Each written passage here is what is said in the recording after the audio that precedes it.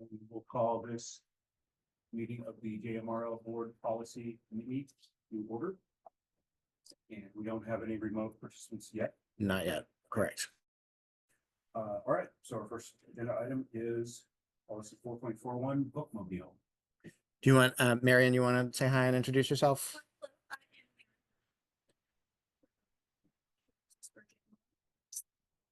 Thanks for coming.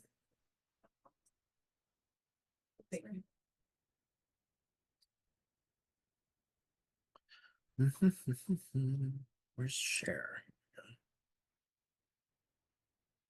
Hey, Ann, no problem. We just started. Okay, so I'm collecting, we just sort of, correct me if I'm getting this right, we just sort of popped this open Yeah. and basically put it on the screen, and I have the, our goal today, I think, is to, I think it would be a great, end product for today is some bullet points of what we want to be included in a revised bill policy. That may or may, my guess is we're gonna say a lot of this can be moved into sort of operational procedure.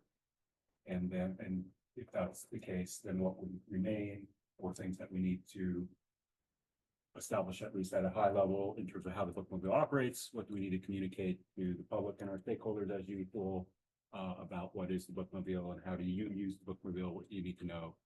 I think that's usually what we're sort of end up with, but if we can end up with bullet points to that effect of what we'd like to see included, then usually our workflow, I think, has been working pretty well, as it will generate a draft against those bullet points, and then we'll be able to do specific wordsmithing based on a starting point like that.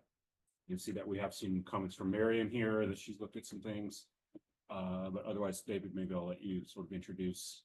Sure. The whole text. Yeah, I don't have much more to say outside of what I think that was good context. I do feel like this particular policy is very specific, procedural about, what staff is going to do. But I also know that, Marion, what's the most common question you get? And the most common one is probably, can you bring the bookmobile to my school event or whatnot, like one-off things. But the other one is, we want a stop here, can you please add us to the schedule? So I think it's important that that gets addressed in here somewhere, like what's the process, so that if a member of the public pulls it open, they can ask that. Just a thought too, because she's services. Yeah. Should we don't have a separate policy for outreach services? No, but then we're talking about really broadening the scope. Right.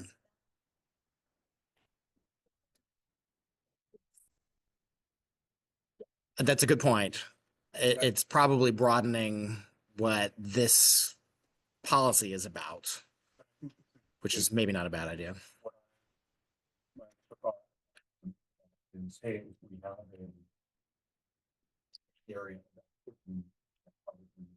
that's on level by policy, so there could be a different policy that's outreach services. What does that mean? Either putting it in one or out of separate.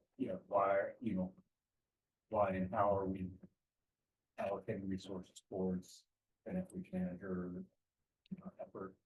And what are the parameters of that effort? We got it. Separate policy. Other sort of like mind things or all of that. Yeah. Yeah, there are a lot. And in fact, we have a brand new, slowly getting off the ground outreach committee at JMRL that Marion is the chair for. Most of this is requests to individual branches. Like Ophelia was telling me this afternoon, she got requests to come and represent the library at 3 different places in Louisa County. She got a request to go to some neighborhood association that had some questions. She got a request from Parks and Rec to come do something, and schools are the most common one. So I would suggest maybe we, as we go through, we focus this on the bookmobile component of that. If there are other areas that come up here that are more broader outreach, let's sort of flag those and maybe, put a pin in that as something that maybe shift over to an outreach policy. If it's not within the scope of the bookmobile. Sounds good. Yeah. The thing that hit me when I saw this, and then I wasn't at the last, I wasn't at the meeting where the bookmobile was our The continuum, yeah. discussed. Mhm. Yeah, so I actually watched the video. Hey. And I thank you for sending that along. Because there's nothing about the bookmobile here. It's just about this, it really just goes right into the schedule. Like, what is a bookmobile? Yeah, so I thought the presentation was really great, that the bookmobile has been around since 1942 or something like that. That it's it's the largest, or it's the most used bookmobile in the state of Virginia. There were some interesting, and just a couple bullet points of why we have a bookmobile, how long ours has been in operation. And what the point of it, what we're Yeah, trying to purpose. do with the purpose of it. And it's, I don't know, there were a couple other questions in there, can people request books, other services that the bookmobile, you know, provides to our community. That's a great point. I think there has to be some context for Yeah. this policy. Some comment, I had brought it some months ago to David, and I think it falls under the policy. The vehicle's name is the bookmobile. Personally, I think the service should be, at least in writing, be called mobile library services. Because the word bookmobile doesn't tell you what a bookmobile is, unless you know what a bookmobile is, and it also doesn't really translate into other languages. If you like go and Google bookmobile translate to whatever, it doesn't come up. And that's important. So that's a layer of like accessibility challenge. Some of what you described, and might be available on the bookmobile site here, visit bookmobile. Come in and browse about the bookmobile. This is the more kind of like the friendlier, more digestible stuff. But That I doesn't think mean it it should shouldn't be be the there. policy. Right. It doesn't mean it shouldn't be there. I'm just saying that. And as you were talking, Dan, I would also, from the budgeting standpoint, we've chosen for many years to allocate funds in a certain way, that we have in vehicles. But I don't see that there's not a policy that backs that up. Maybe we need that, or maybe we don't. Think we just come to that budget process emergently. But a possible thing you could say is, hey, we're gonna choose to have this. In order to facilitate mobile library services, one way we're gonna do is we're gonna fund it, we're gonna allocate funds toward a bookmobile and its maintenance and staff position and all of that. But I think you do, for the policy specifically, you need to say what the services are. I mean, I think Peter asked a couple of those questions and you answered it well and said, we have reference services, but we don't have notary services right now. We don't, what were another couple of them?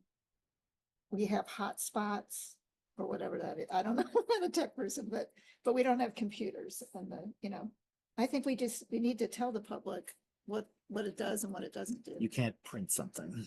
You can't show up and be like, oh, I need to Yeah. print this. I mean, document, yeah. to some extent, we say it's a mobile library. But, but realistically, it can't do everything that's in it. So I think that's, in my opinion, that's what the policy should address. Not just the I schedule, would definitely agree that the public needs to know that. yeah. At a policy level, I wonder how much that you want to put into this. It's the same, we always But you do with like this trade bullet- off, bullet points. how much well, but then when you put in policy now, we're saying, well, if we got a mobile printer in the future, now the policy says we don't do printing, so we can't do it unless we change the policy. So, what Right. what I do we think leave you- in you terms don't of wanna be community? Too specific. Yeah, what do we leave, what do we set in kind of at a guideline policy level? Yeah. And what do we communicate to the public? Again, we're always.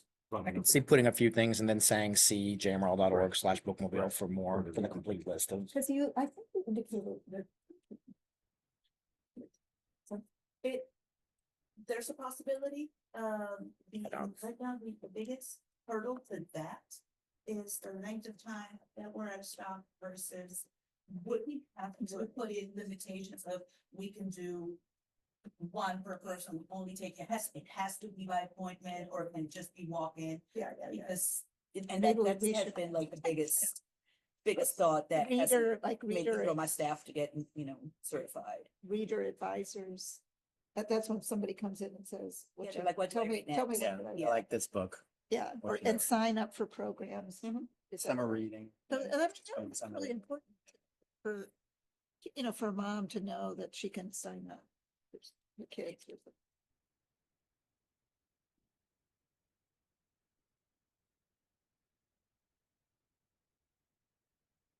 I think that's a good. We can address that in one way or the other. We can come up with some language that says like, here are the things that you can expect. And then here's where to find more information about that. Or currently, the bookmobile offers these services. Right. And then what about the general opening, here's our why? Is this still true? Seeks to serve its constituents who are able to use the central and branch libraries. That kind of language you don't really use that much anymore.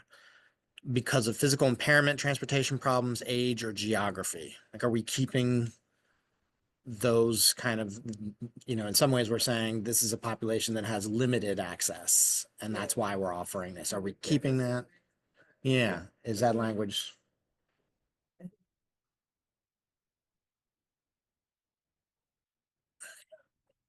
We're bringing the services Right. to you. Yeah. Yeah, a lot of people do that.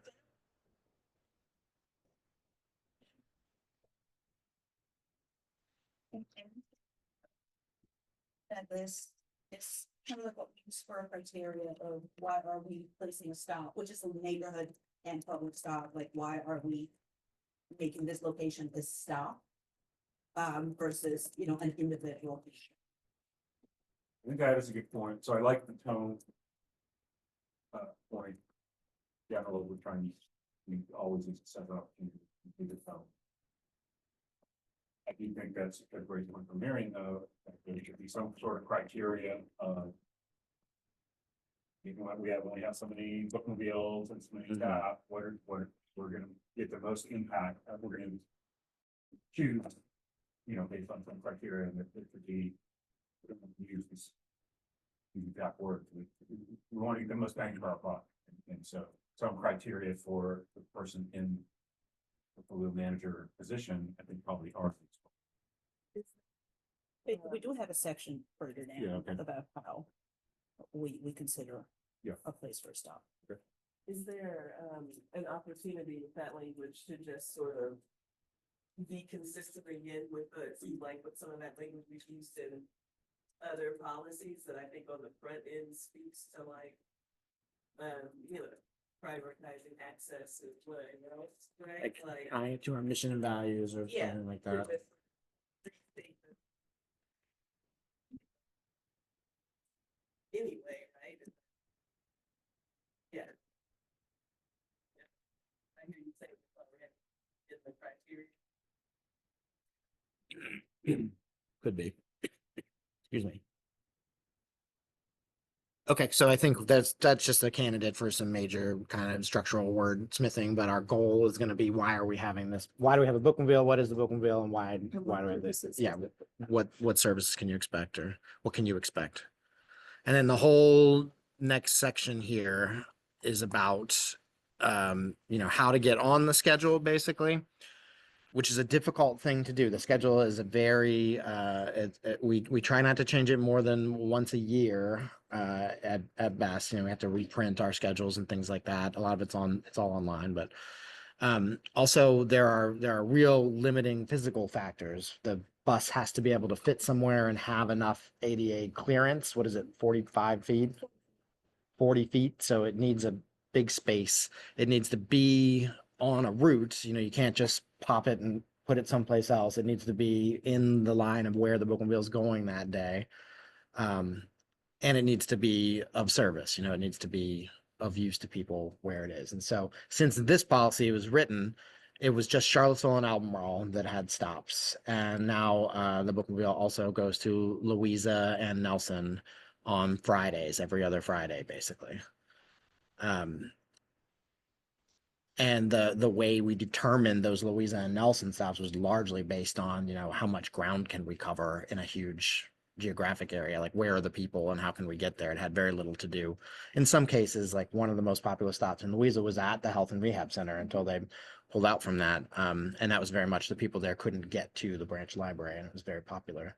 But then the current most popular spot in Louisa is at Zion's Crossroads, where it's just the population center. And it's very from the front. Yeah, it's closer to Charlottesville than to Mineral. And the same with Nelson, that you go to, Nellis Ford. Yeah. Not, which is. They do really the whole, different. like the other side of the, you know, and then they go all the way down to the Amherst line, almost.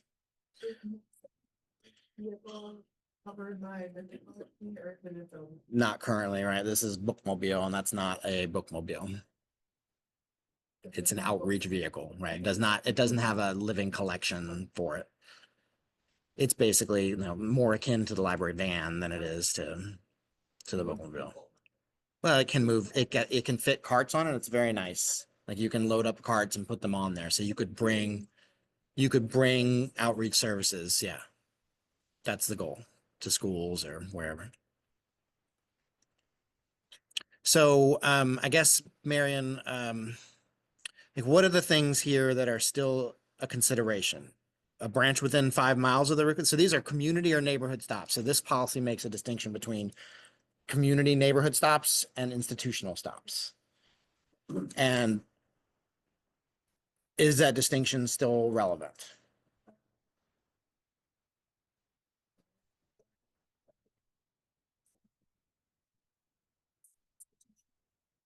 Well, like branch lands, you know, yeah.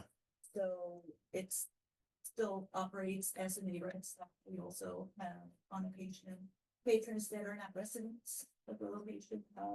We're able to issue everybody their own card there that aren't residents. In some instances, we have the activities coordinator, and the patrons may authorize this person like access to the account to pick up holds, or to ask about due days, and we have that on file on the patron record on Sierra. The issue that I found with the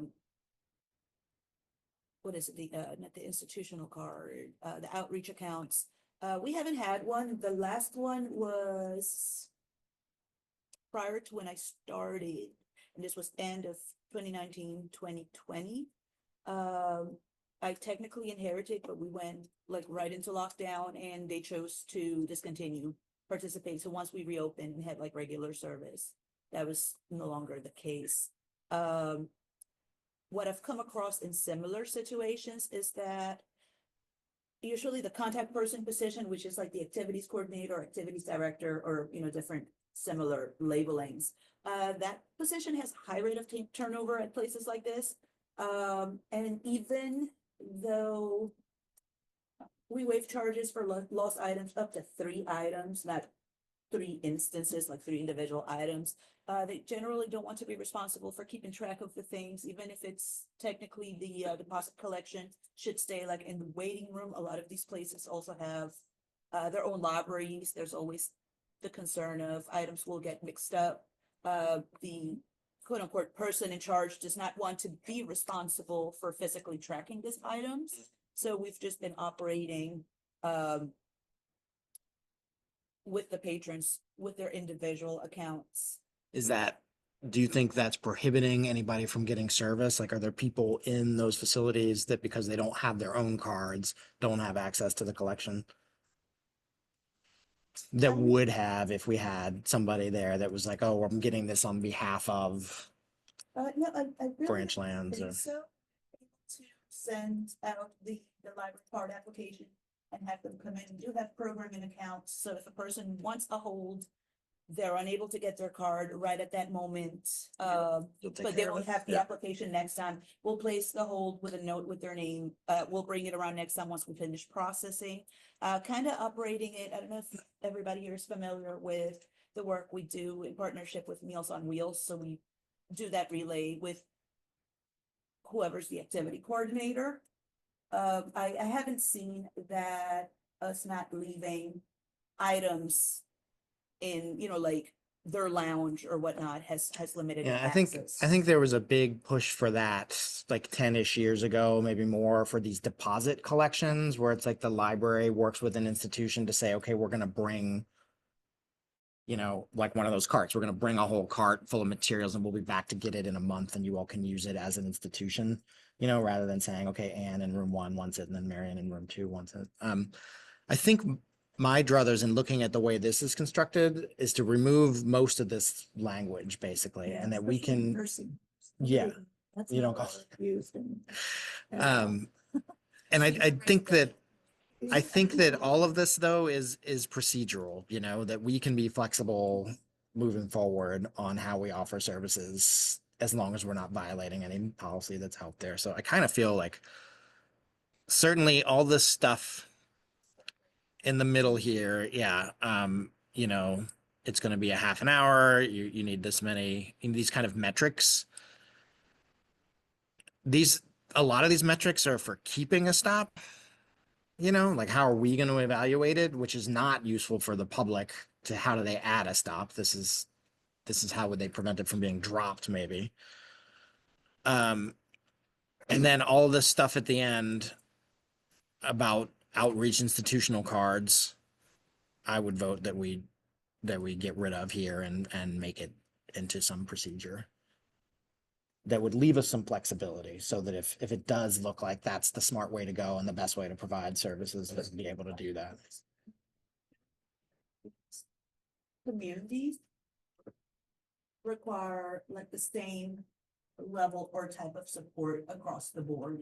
So we're already procedurally, we're already adjusting to like, well, this community over here, like, I think you had mentioned Branchlands. We go to Linden House at Branchlands, and that is assisted. Branchlands is senior living.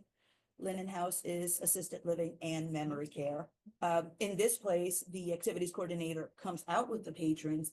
The bookmobile for a lot of the places, whether assisted or whether independent, we're part of their social calendar, so they will come out, and even if they cannot get on board, even though we always invite them, that they can certainly use the ADA access. They get to come out, socialize with their neighbors, socialize with the library, you know, kind of like outside social contact, have a bit of a chat about books. So having the different needs, we will tweak it when possible, and without flat out breaking the rules to serve the needs. Yeah, one thing Considering the limitations. that you covered in the CE, that just for the board, is that, you know, the even the checkout rate for the books on the bookmobile is not the same as the rest of JMRL because it only hits stops, you know, it's a 4-week checkout instead of a 3-week checkout. Because it's not going to be back in 3 weeks to get the returns back. So like we have always operated with some amount of discretion is the right word. I was going to say breaking the rules. Flexibility and discretion, right? And maybe that could be addressed here just in general, like check with bookmobile staff about, you know, holds and returns and things like that, because procedures might be slightly different than it. I mean, I do want that documented on the website or Mhm. handout or something. I want that all to be clear in terms of how do what do I need to know for a guy. It doesn't sound very flexible to me to have it in policy. Or by both. So, I mean, same for, in my mind, most of this information, like safety precautions are taken to reduce the danger of accidents to staff. You know, that, That might, I can see that from a legal standpoint, and we get our governments to say, hey, staff, make sure you're doing this safely. You know, That's a given, but that, safety precautions.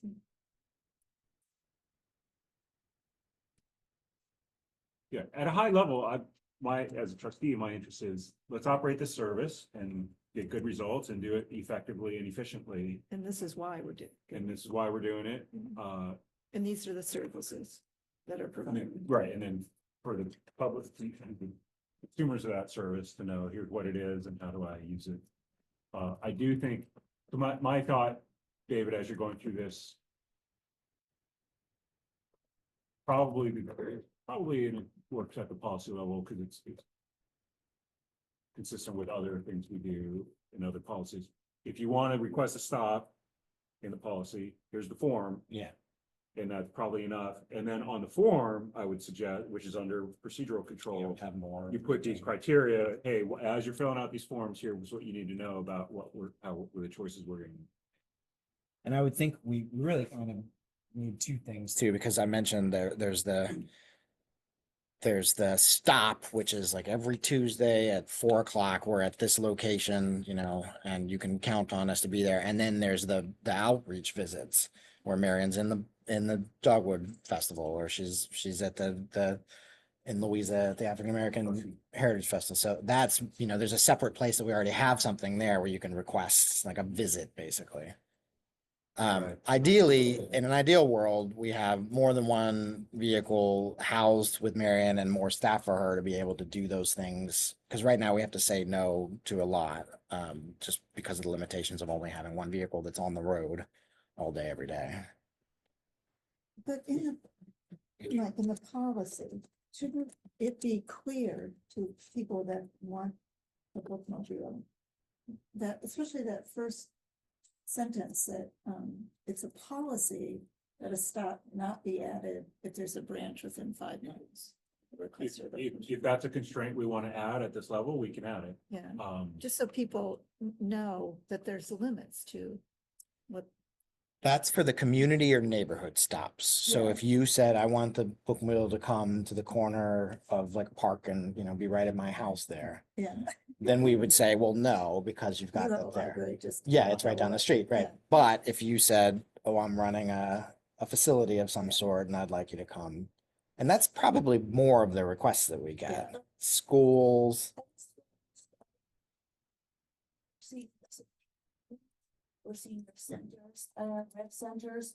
I would hesitate to add any such wording limiting to within 5 miles to the actual policy, because that could bring into question places like we stop at West Haven Commons, and that's in town, and that's like pretty much equally distant in between Gordon Yeah. and Central, but why do we go there? Well, right here, it's laid out. It says it's a subsidized housing project. So that's not subject to that 5 mile. So it has been useful in the past to be able to make decisions about like, you know, who gets service. Those words there. Yeah. This, I think that the bones of this are probably 25 to 30 years old. Yeah. Yeah. So what are the things that we do want the public to know about how to request? I mean, I'm kind of more in line with what Mike was saying, which is like maybe a few limiting things. You know, check the current schedule. Bookmobile schedules can only be revised annually or something like that. Here's a form to make a request. Here's some things you should know. Like we're going to look to see a few of these things. Yeah, well, that's more of a jurisdictional question than an individual. I think that should be. Yeah, I think it's a good point. The government needs to pay for it. I'm looking at this without that information. You just think, oh, I can go. Yeah. Yeah, I think the policy has to give us some information, the limitations. On the online form for requesting stop, if you could work somewhere, that it goes on a waiting list and stops are not selected on first, just because you're number come, one first serve. on the list, like it has to fit geographically with whatever stop opens up. So if a stop opens up and it's like the one that's on the Amherst line with Nelson, if whoever is technically first on the list happens to be in Louisa, that's not gonna get plugged in that day. That's gonna be another Nelson stop. Yeah. We're not reconfiguring the stops just to fit whoever's chronologically next. So sadly, sometimes that means we have stops that just kind of sit around and wait for their time. Well, for a while. you know, to be honest, in my experience, the answer to can we have a stop, it's more frequently no than yes, just because of the limits of the schedule. Like it's always a one, you know, something has to go in order to get a new stop. Yeah.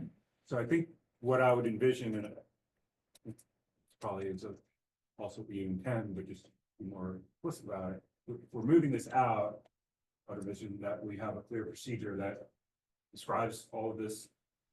Just like we have a collection policy and a Yeah. collection management plan, this would be the bookmobile management plan or mobile library service management plan. And all that would be written down. We're not saying we're not having it written down anywhere.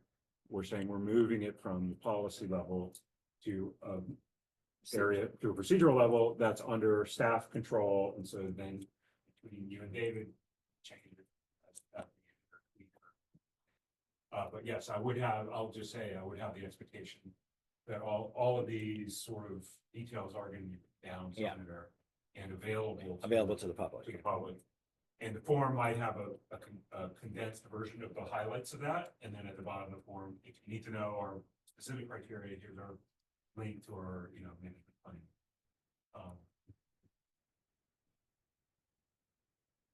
So what are the other things? So what I'm hearing is a rewrite of the opening here to say, you know, what is this? What is a bookmobile, or potentially changing the title of this?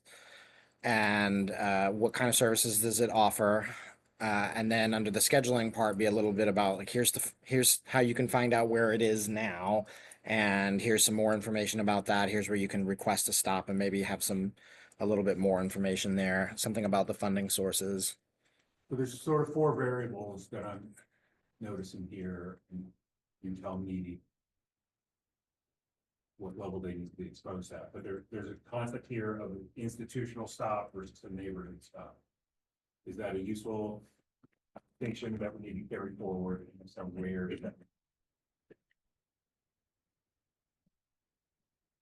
Sounds like it is, because you just said, well, institutional counts in the 5 mile. Yeah, that's what that's what the wording says here. Yeah. But if you're choosing to make some decisions based on that distinction in your procedure, then it sounds like those concepts need to stay. But again, the question is, do they need to be defined here at the policy level, or do those just get defined at the procedure level? We already have issues with a lot of people perceive us as, they see us, but they think it's private because we're parked in Right, I know. these neighborhoods Let's- parking lots, even though we're, accessible, visible and accessible from the road. So they think it's a private event or like a private service. I don't know if keeping the wording institutional stop, like if that would perpetrate that the way we're viewed. It's more like a patron stop. Patron stops. For the neighborhood one? No, for the institution. I mean, the institutional stop is still a public stop. Anybody could show up, Yeah. but I think the wording, what would bring to People mind is are like, I gotta belong to this institution in order to An be able to use institution it. has a People- connotation. People are surprised,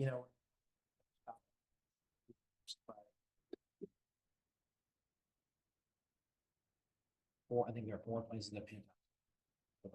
Yeah. So let's put that as a bullet somewhere. This sounds important to me, that we just write down and communicate it. Whenever you see the bookmobile, it's always open to the public. That's why we've also tried to avoid like a gated community too, Yeah. which was hard at Zion's because most of the people live at Spring Creek there, but we ended up right outside the gate, and it's been okay. So that question, I guess, we need to think about. At what level does this concept of the second distinction I've heard a little bit about is requesting to modify the bookmobile route by adding a stop. For one concept, and then there's a separate concept which is a permanent or ongoing change. And then I've heard about requests for a one-off visit of the bookmobile, so I think that belongs here, probably. Versus broader outreach, but those sound like different requests to me. Yeah. So maybe that's 2 forms.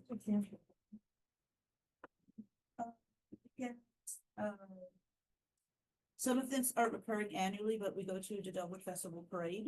Oh, It's a one-off. What's We the- go, Greenbriers, yeah, fall fun fair at Greenbrier Elementary, you know. Yeah. yeah. So not a recurring stop. And they generally have to be evenings or weekends, because that's the only time that That's the bookmobile is not someplace else. Neighbor. I think that's probably those probably do live here as. Yeah. Yeah, and we've already got one for that one. Right now, what I'm, mine is two different. I agree. Requests, so it's two different forms. Yeah. All right, Mike, you said 4 things. The other two were the institutional, Okay, yeah. two distinctions for categories.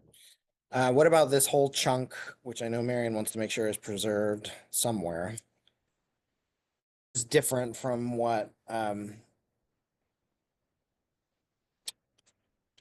audio is a little hard to hear. This is a bit different from what the branches do. Basically, it's much more cut and dried. If Albemarle County schools are closed, then the bookmobile is not running. If it's a Nelson Day or a Louisa Day, if they're closed, the bookmobile is not running. It's expanding on what it currently states on the policy, which is that first sentence. Just adding the counties that serving as far as the expansion efforts.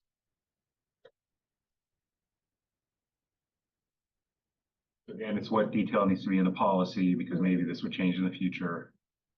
I also have a sort of a side thought. Does this belong in closings? We have a branch. This is considered a branch, and we already have a closings policy. Just do that. I see what you mean about like locking it in the policy. So instead of naming the specific counties we serve, it could be worded somewhere along the lines of, if the public schools for the county served that day are closed. Something like that, but also my recollection of what we just did with school closings is we took out a lot of these specific criteria and put it more at a Well, procedural choice to make. The branch closings are more tied to the county government offices, not the school. But yeah, I think the right answer is to pull this from here and put it in emergency closing. But we want to have it also here. Yeah, the link. People want to see Yeah. it. Well, we have it going that way from emergency closing. It says the bookmobile follows guidance set forth in JMRL policy 4.41 bookmobile. So we need to, Yeah, one or Change the two. title of this, we need to remember to get. Yeah, we have to change it either way. Your patrons going all over the place. That's a Right. pain. I don't know. I don't think any patron that is wondering if the bookmobile is coming today. check the policy manual. Yeah, that's what, it almost seems like you could just have a link that They just. email us and they call us. They Closing. don't even, from having had a lot of weather recently, and it's on a banner on the main page and it's on a banner on our webpage saying no service today. The main page will say bookmobile. Bookmobile's not serving today. We're still at the office. We're still, Yeah. doing the office hours, but we will still get emails or phone calls at the office asking. And it goes, Are you right, it running? follows the whole, we do a whole thing, it goes on Facebook, it goes on.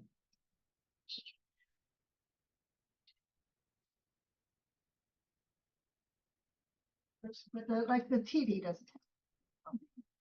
Yeah, I put it- Might have. Yeah, it was there. they usually have, they have these really clever forms. I'll put it, operating normally, bookmobile closed. Oh, okay. I guess. Look at. You have to look at NBC 29 and see. I don't think, I think it's fine to leave it here. Yeah. I think somewhere we need to codify that it's slightly different than other branches. And it's Well, that- useful Well, that is codified currently in emergencies closings. Yeah. by having that. Refers line. to the- By having the link here. So right now, based on that, Yeah. I would say we do need to mention it, but do we need all the details? Or do we need what bookmobile will not operate in inclement weather for day-to-day information? Check this link. But I like that the staff is doing it. And that depends too. I mean, like, last week when we closed entirely. Yeah. Yeah. On Wednesday. But then I'll just reiterate, this kind of detail can be in your bookmobile management plan. And then, but again, you have the flexibility to tweak that as you need it. So I'm not saying get rid of it, all the criteria. I'm saying we're just talking about where to put that. Okay, that seems to me like, anything else? What about from a branch level, Camille? Do you get questions from the public about bookmobile services? Most of the questions I get are individual patrons who use the bookmobile, like for some reason calling us instead of the bookmobile office to ask like, can you renew my thing? Or can you tell Marion like I'm not gonna be there next time or something like that. That's most of the inquiries. It's not something kind of on this level of like, why do you have a bookmobile? Or- No, the only other thing, which I couldn't do anything about because it was, the Department of Corrections had an event for families of like recently released people. And there was somebody from Orange County there who was like, oh, you should bring your bookmobile to this location, Orange County. I was like, I would love to, but you gotta talk to Orange County. Yeah, that's the only thing on this level I've gotten. Former home of bookmobile services at Gordon Avenue. Maybe that's why some of them call. I think they could have been people who remember that time. I don't know. You know, 30 years ago. I mean, some of these people are like almost 100, so I'm. We have several stops in your area jurisdiction. Yeah. And a lot of people think that the nearest branch is where we keep the bus. Ah, that makes Because sense. per se gets a lot of calls That also, makes sense. because they think we live there. Yeah, And then yeah. we were garaged there. That triggers maybe one other question that maybe is worth having in here, maybe not, but people don't realize that you do have your own collection, and I don't know if that matters or not. Like there's stacks of books. I think in it's on the bookmobile. page. Yeah, there is it houses a Here. collection and where you're then actually items on the road. I just think when you go to the catalog and you're looking for a title and it says it's available at Bookmobile, it doesn't necessarily mean it's on the bus. You know, chances are, bless you, that's in the stats. I don't know if it would be worth, like how Maybe many that's- words we need to put in so people understand that. I mean, we do have the page saying that we have around 10,000 items, really have like 11,000. And that we carry around 1,500 to 2,000 items on board. Kind of related to our own collection, but also with the schedules. Definitely on the webpage because it's not there, but maybe here on the policy, our office hours, because our office hours are different than our road hours. That seems like a web page. Yeah, the webpage has all the stops, but it doesn't have the actual office hours, you know, Monday through Friday. And that's how people get in touch with you. They mostly Yeah. call. I mean, it doesn't stop them from like emailing at 8:45 on a Sunday when no branches are open. There probably should be a link here to the webpage. And maybe that link says for information about office hours, this, that, and the other, visit here. But I'm saying not just info, but just a brief bullets, really a comma separated sentence about here's the scope of what you can find on that page. So I would suggest, Mike, that we take this and do a fresh draft rather than try to chop this up. Maybe Marion and I can take a crack at that, and then if anybody else wants to put eyes on it before our next meeting. Can I revisit one Yeah, please. topic that came up? So we're talking about mobile, the possibility of expanding this to mobile library services. Tell me a little more about the outreach van that does overlap in some sense, it sounds to me. Yeah, I think in a perception sense, certainly. Yeah, the question is, it sounds like a mobile outreach service to me.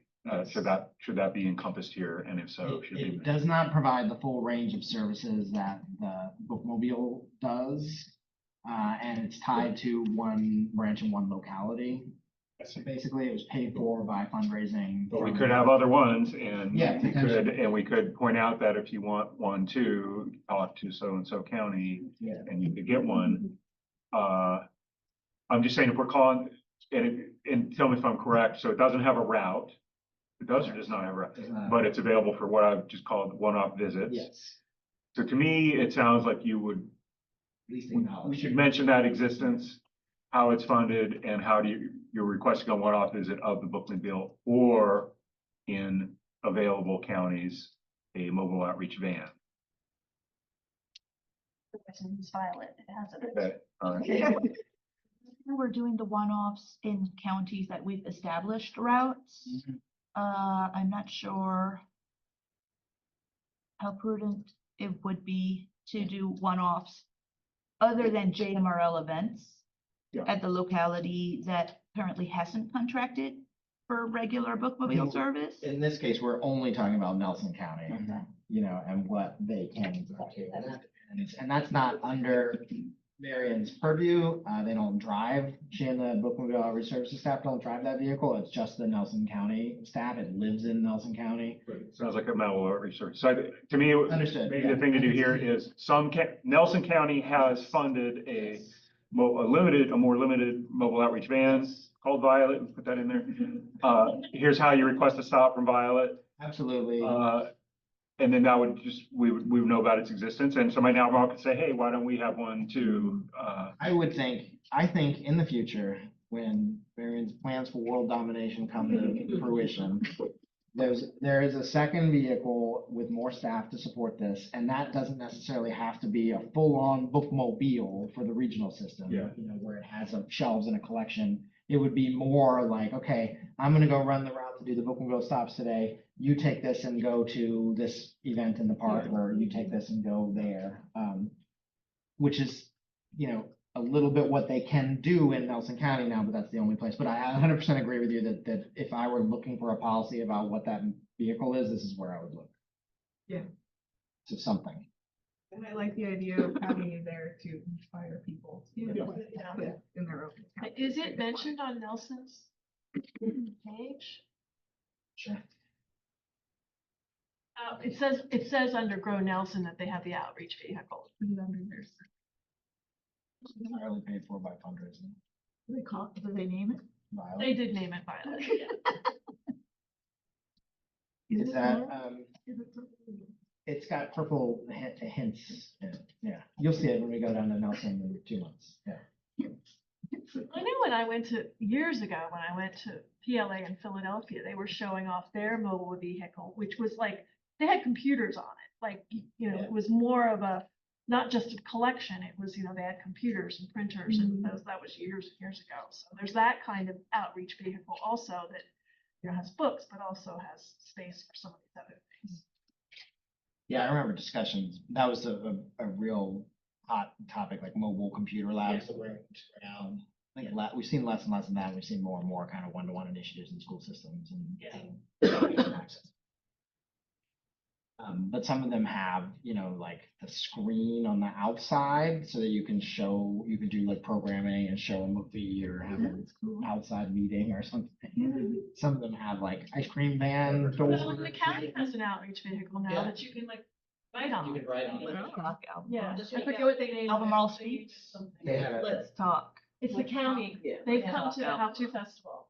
they had a contest for. To name it. It was got a new name. Okay, so is this enough? I think this is a lot of good content for us to come up with a draft that then gets picked apart for next meeting. Okay, do you want to? Neighborhood parties, technically, not really, like. I don't really. No, the closest we'd go, and this is actually a public community event, we go to the West Haven Community Day. Technically, that's a block party, but all sorts of community agencies are there. Yeah. So, yeah. I don't think we would go to like, you're having a birthday party. We did get a phone call once. Well, this reminds me of the conversation we had about meeting rooms, right? About whether or not we would, birthday parties or other social events. I think there's some language in there that if we needed to, we could put. Yeah. I did get an inquiry once. They're like, can you bring it to my kid's like eighth, whatever birthday party? And I'm like, if you don't mind that we plaster it on social media and everybody's allowed to come Yeah. to your place. No, we're not having that kind of party there. You were disappointed. So in the interest of kind of moving through the policies that we need to get through this year, Mike had suggested that our next that we should open up and just introduce this policy employment references, which maybe also doesn't need to be a policy. And if it does, then I think it needs to be tweaked a little bit. What does it mean? It is for staff that are interested in listing JMRL or JMRL staff as their reference. So like you're leaving JMRL and moving to California and you want somebody to be able to call me and say, how did you? It's a little bit, it's Yeah. kind of a policy. Right. I mean, this could just be a handbook thing. It's probably in the handbook. But on my trustee hat, my question is, do I want to make sure that the staff has the right to do X, Y, and Z? Do I want to make sure the director must do A, B, and C? Yeah. Or do I want to make sure the director must not do A, B, and C? But it's And- strictly a staff. Yes. It's internal. It's. But I might, so I might say, and I'm not saying that, I don't ever want you to do an employment reference ever because there's some legal liability or I have some reason. If that was the case, I'm not saying it is, then I would need to put it in a policy to say, so I'm just trying to establish the scope of why we may want to have that. If there's any case where, or I might say, hey, I don't want you to ever refuse a employment reference because again, you could have a disparate treatment, you know, somebody said you gave him a reference, but not him. And so now I'm mad. So I'm going to make a blanket policy. You're always going to do it. And Something tells me there's a juicy story behind Yeah. it. Policy in the first place, like something happened that came up with this, and we're more on the staff end.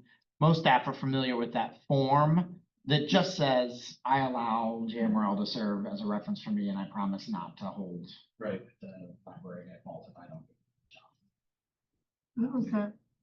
When was it written? Officially? 2015. You know the juicy story, you know?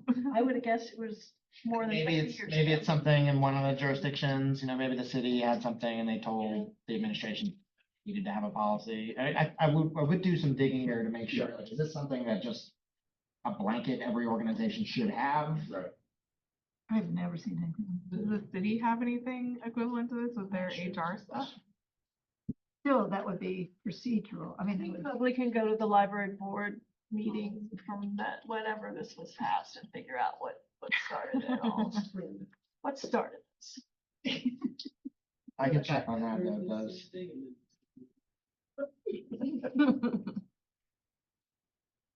At any rate, so I don't know that there was more that we wanted to discuss about it today, Just The city might have. everybody can look at it and research. I mean, the third reason is it's a tool. Yeah. Sometimes the director might say, hey, I want this tool so that when I get the request, I can point to this to say, here's what I'm doing and why. Yeah.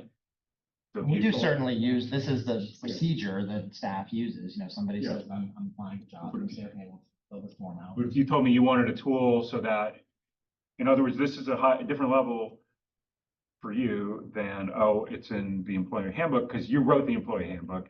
And so if I'm a disgruntled employee, I can go appeal that somewhere. But if I see that, I would appeal it to the board level. But if I see that the board has a policy on this, then there's less to appeal maybe. So again, that's on you to tell me if there's a tool that would be important. I don't think this is hurting anybody. Yeah. Maybe it doesn't even need to change. I guess this comes up more often when staff are asking me if they can serve as a reference for somebody that they supervise. Right. And do we want that to happen or not? So Camille has an employee who's leaving and that employee says, can I put you on my references? And this currently, you know, we would say to them, yes, fill out this form. And I'm not sure that that's clear here. My interpretation of what's written is Camille would not provide the reference, but she would refer the employee to the director. I feel like that's where it came from because there's a concern that the library director knows, don't say, you know, it's gonna all come back to the library director if something's said one way or another. And we might have some managers or supervisors who would speak indiscreetly perhaps, I and think I then would- that would, you I know. would add something to say or designee, because also I don't want to harm the employee if I don't know all the, I don't know the day-to-day Right. working. And I think that's how it's working now is, Yeah. like, when I got asked recently to provide a reference for someone, Yeah, you I asked checked me with you and you were like, sure, go ahead. if I had a concern, then I Yeah. would. At any rate, so there's some stuff to talk about. So I think my takeaway right now, this is a great start for some of that conversation. I would lean on you, David, to tell me what, in this case, what do you think is the right and useful approach? Just because, again, this is all coming through. It's gonna I come think- through you one way or the other. I think potentially we could have a draft of this. You know, if that's the case and you want to know like what do staff think is the best, then we could have a draft to look at the next meeting as well. Or if you even need to. Right, or if you're recommending, You well, want it, if you're recommending deprecate, then that's right. I'm wondering if the city. Library. I bet it was. I'd probably say I feel best if you ask our counsel on, or your legal,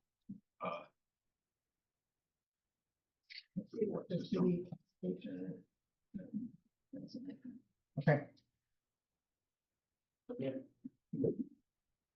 okay, anything else for today? All right, we will adjourn this meeting then. Thank you.